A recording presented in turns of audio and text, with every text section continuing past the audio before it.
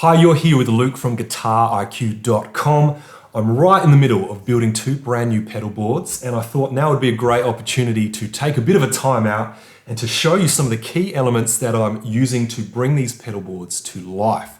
If you saw my last video, you'll know that I unboxed a bunch of stuff to use with a bigger board that I've got planned for the studio. With these pedal boards, I wanted to do something different. I wanted to build two independent pedal boards, one for electric guitar and one for acoustic guitar. And I wanted them to be a lot smaller, more lightweight, compact, and fly rig compatible, right? And so here's a sneak peek at the electric board that I've just finished building. It looks a little like this, or exactly like this even. Right, I'm not going to talk about the pedals that I've used here or explain how I've built it. I'll certainly be showcasing both of these boards that I'm putting together in some future videos if you're interested in that. Today I wanted to talk about the actual pedal board that I've gone for itself and the power supply that I'm using to power everything. When it comes to pedal boards and power supplies, there are so many different options out there, and it took me a bit of searching around to find what was going to meet my needs. So hopefully this can help you out if you're in a similar boat and looking to build a compact rig. Now, when I first started putting the electric board together, I actually started using a different board. It was a smaller board, it was a low profile board, it was well built, it came with a nice case, it was a similar style board to some of the pedal train options that are out there if you're familiar with them. But what I found was it just didn't really suit how I wanted the board to work and how I wanted things to come together. So I went back on the good old Googles and I found this bad boy.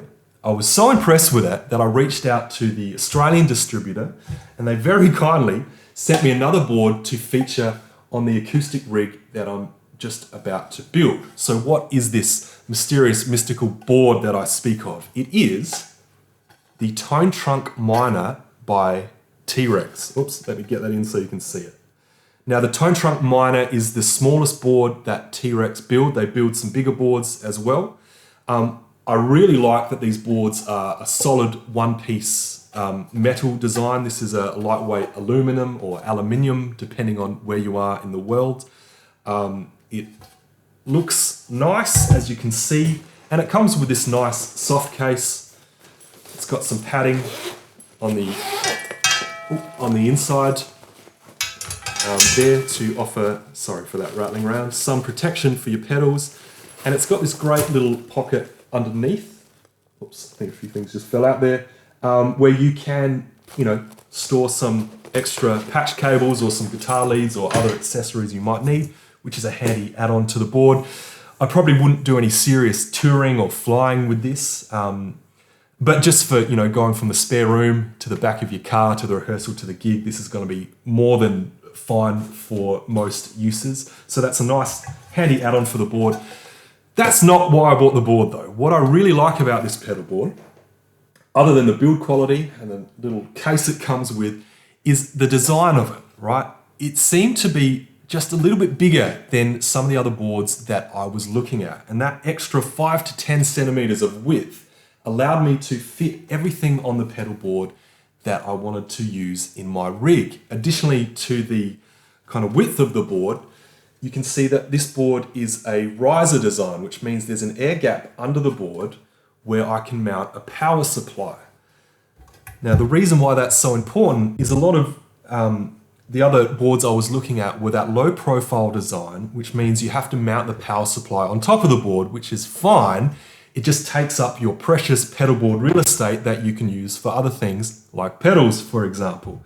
And specifically in the context of building a smaller, compact style rig, that pedal board real estate is really important.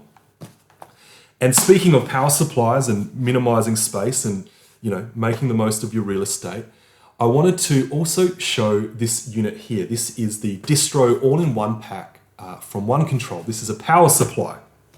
Now, I first came across this when I did a review of their Gamma Day tail loop, which is a nice compact pedal switching unit, which I'll be using on my bigger studio board.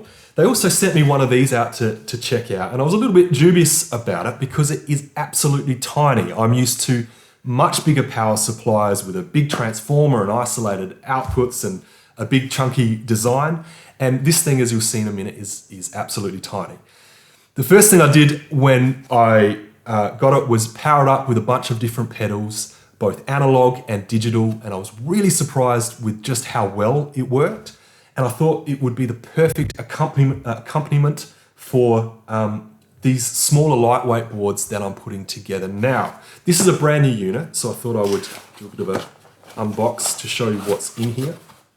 You get, in the all-in-one pack, you get a bunch of cables. These are different lengths, which is handy when you're building a pedal board. It comes with the main power supply, which rather handily is a universal power supply.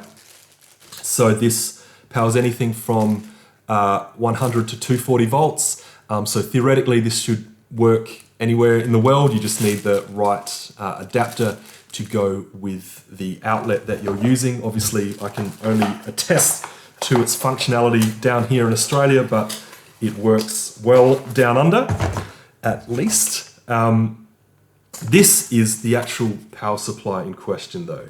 Okay, again, it comes packaged like so, bit of a manual thing, secure, and here it is, right?